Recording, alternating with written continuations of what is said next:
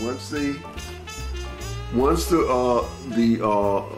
Chinese Armada, 300 ships. So, and this might not have been 300 ships at this time because some stopped and this and that, and they went different places and this, that, and the other, and all this stuff.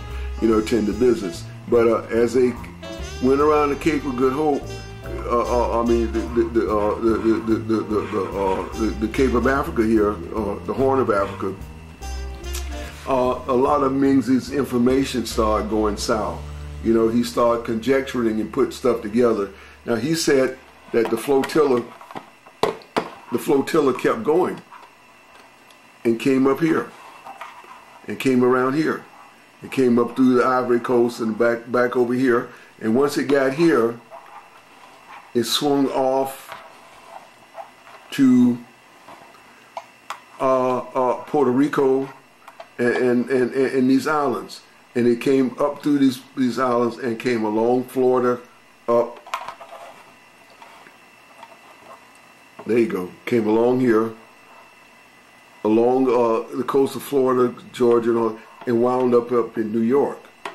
But the problem is, and the problem was, they didn't have Menzies started running it, started conjecturing, and his information wasn't holding together, you know, and so this became the big problem. But we are not so terribly concerned about this, you know. We're not terribly concerned about this part of the book, but the book got us talking, and the book allowed us.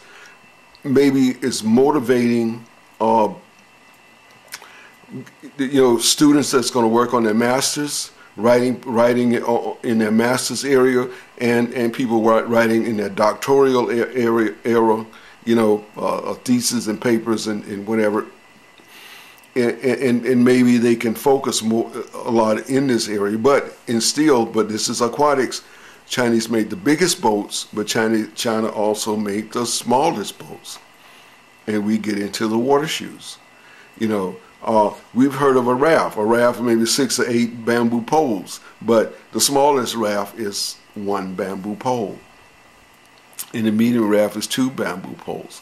But if you got 2 bamboo poles and 1 foot is on one foot is on the other, is that a ski? Is that a water ski? Is that a snow ski? If it floats, then maybe this is the beginning of the water shoe. But we don't have to speculate. Before the last 40 years, we were like Menzies, we were speculating a little bit. But now, with Joseph Needham book, Joseph Needham, Volume 4, Book 3, page 192. It mentions the water shoe in China, and it mentions the river and the date. If you go on the computer and look up the one single bamboo pole and coordinate with, well, maybe that's a little too complicated. We'll get into it.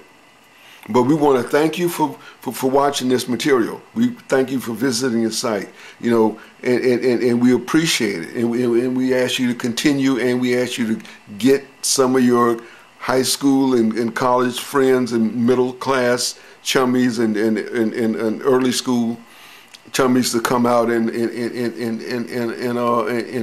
look at YouTube and look at what we're doing. And you know, kind of the more you do, the more we can do. The more you stimulate us, the more we can stimulate you guys, and the more we can learn. There's a lot of educational material that hasn't been exposed, and this Columbus thing, you know, Menzies is saying that Columbus had charts, he had Chinese charts. Americus Vespucius, Magellan, they all had Chinese charts. You know, and they didn't discover anything, you know, and probably didn't, you know, but where's the hard proof? And that's Mingzi and all that. But we found the hard evidence on the water shoes. We found the water shoes.